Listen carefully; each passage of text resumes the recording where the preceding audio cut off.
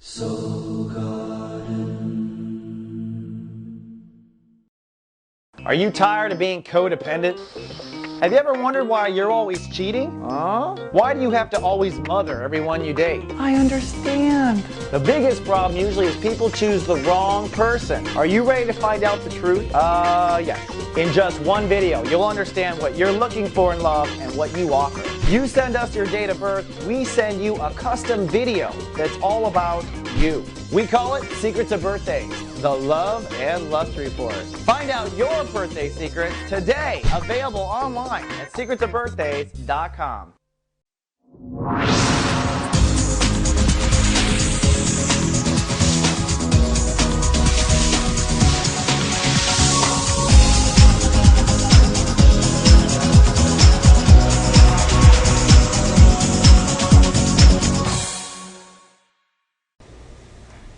Hello, my Rams, and welcome to Soul Horoscopes Weekly Edition. My name is Christopher Witecki, and we are blazing through 2012. The sun is in Aquarius, and the Aries are working on their context consciousness. What is their society and where they belong?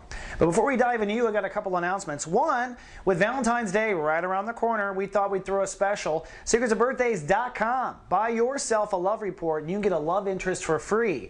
And it doesn't matter. You don't have to know their time of birth. You can just give them their date of birth, and we'll run your report, whether you're with them or not. And also, we are launching the GA network this week again, and out of beta and in full form. If you haven't signed up yet, you still can. GAtext.me. That's where you can go.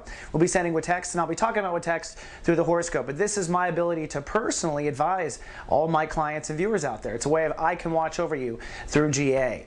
Now, what is going on? I do want to point out that we are kind of getting buzzed up there at the mothership. You know, soulgarden.me is our central for karma clearing for 2012. You want to clear karma? Come hang out with us. And we've got a new iNews department. You can see it going on below me. Nathan is our writer. And if you want him to talk about something or investigate something for you, that's what Nathan is for. So come check us out in the community at soulgarden.me/Aries. Now, where are the Rams? Like I said, you are working on your collective consciousness, the sense of who you are in the context of the world. And I think for Rams, things are a bit confused for a variety of reasons. Mars is retrograde. That's your ruling planet. You haven't gone through your spiritual transit yet, though Venus is doing a lot of havoc up in the subconscious. A lot of stirring going on, hard to be on your feet. Let's take a look at the planets and where we start off on Monday. On Monday, the Sun has moved up to Chapter 2 of Sun in Aquarius. It is now time to start moving forward with your best guess of where you should go in the world. Now remember, by context consciousness, we're talking about your friends you keep, the reputation you have, the title on your business card. It's important to define where you belong in order to manifest. In fact, one of the secrets of light casting is you must know where it will end up before it comes. You have to have a beginning, middle, and end to the story. So in a way, you are figuring out the end of the story, where you belong. And on Monday, the Sun will be in Chapter 2. There'll be no rulership. So on Monday, you're holding space for where you believe you want to go. And with the Moon crossing over Jupiter down here, it's an emotional expansion or maybe excitement at financial gain. So your emotions will be around soul capital, financial gain, and the potential to manifest on the planet. Now with Jupiter in this space, your manifestation power is high. Let me say high all the way through June, and I believe on Monday you'll start to feel that high. Notice this trine between Jupiter and Pluto. What that does for you is allow you to let go of old conventions of thinking with what career should have been and open up to new ways of thinking. So there's a good chance of whatever you manifest with abundance is tied to letting something else die, says Pluto, actually up there in the house of career. Now on Tuesday, the Moon does continue in Taurus, and the Sun is ruled by Virgo consciousness. So it's a healing day on Tuesday. Also, I want to point out this trine between Neptune and Saturn at 29 degrees. Now, Saturn's going to retrograde here probably in about a week or so. Saturn is pushing for you to grow up when it comes to fair relationships. Neptune is inviting you to graduate all sorts of prejudices you might have had as far as who you think you should be in society. Neptune's going to hop over to Pisces this weekend.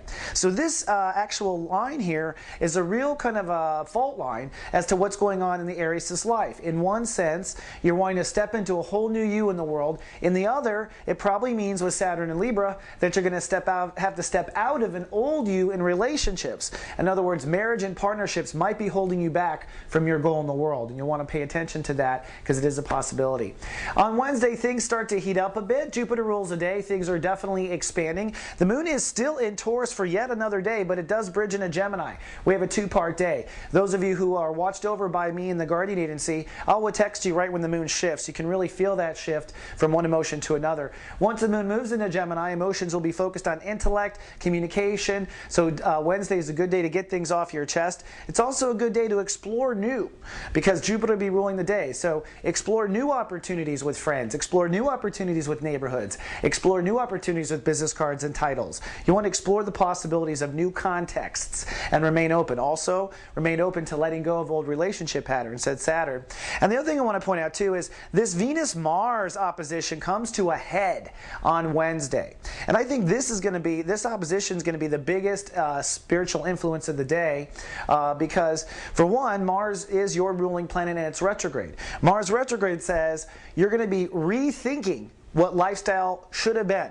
You're going to be receiving the efforts of all of your hard work for lifestyle change in the last 9 months, but you're also going to have to stop moving forward. In other words, it's time to hold back your ego consciousness and allow whatever is supposed to happen in your lifestyle to happen.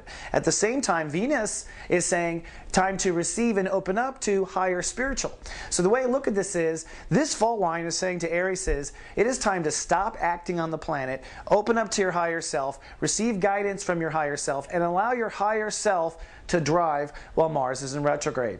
Now, this is a good time to point out, for those of you watched over by the GA agency, on Wednesday I've asked the agency to send out 2 personal texts. This is based on your date of birth, so if you are watched over, we're going to send out one text that talks about, according to your chart, what it takes for you to surrender your ego.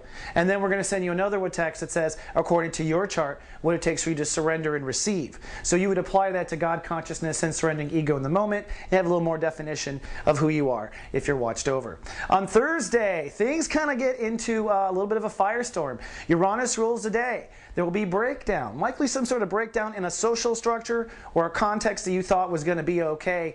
The moon in Gemini does take the heaviness out of emotion, but at the same time, it doesn't allow us to really get deep in and relieve emotion. All right. So a Gemini moon on an emotional breakdown day leaves us to our mind and leaves you to your mind. So some chance of mind games on Thursday, some chance of arguments with people or friends, because when you bring that all together, and notice how the moon will be trining up to the sun and Mercury on that day.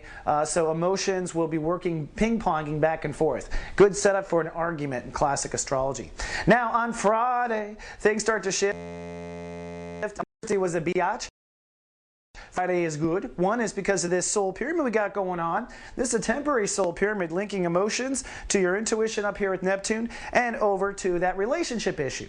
So remember about letting old relationship issues go and surrendering and opening up to highest potential as far as your place in society?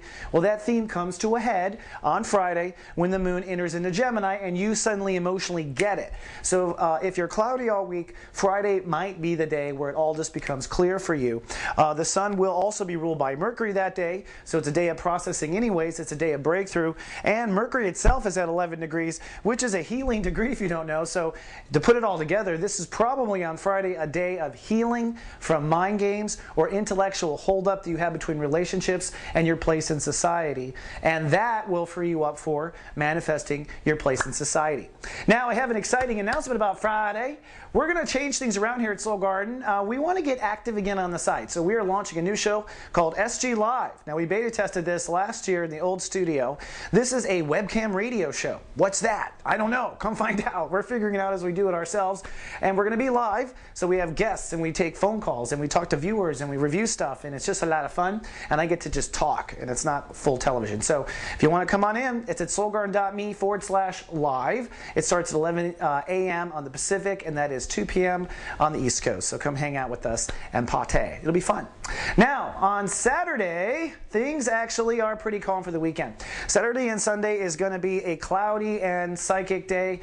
Sunday is more psychic, more spiritual. Cliche, I know, but it happens that way with the planets. Saturday is a day of processing and moving things forward. I want to point out the moon will move into Cancer on Saturday, so you're going to want to be nesting and resting on Saturday and Sunday. If you've been emotionally spent all week, you definitely want to recharge those batteries, Ram. You know, you get a little bit steamy and you don't let off the steam, and then that turns into accidents and all sorts of weird Ram stuff. We don't want that to happen, so definitely want to nest and rest. And good news, I just want you to say, here, you can take a break. Jupiter moves to 3 degrees over the weekend now. It's going to just keep racing and accelerating. What does that mean? That means your soul capital, your potential for making money, your potential for being valuable on the planet is going to keep moving even if you were at home nesting and resting. That's my point. I'm giving you a way out for the weekend. Alrighty, I think that wraps up our next week. I sure hope you can come on down to the mothership at soulgarden.me. We are always welcoming new people. We have a whole big staff there ready to greet you. We want to be the Karma Clearing Central of 2012. Facebook's not going to be it, so it might as well be us. I will see you in 7 days, or perhaps I've just texted you. Either way,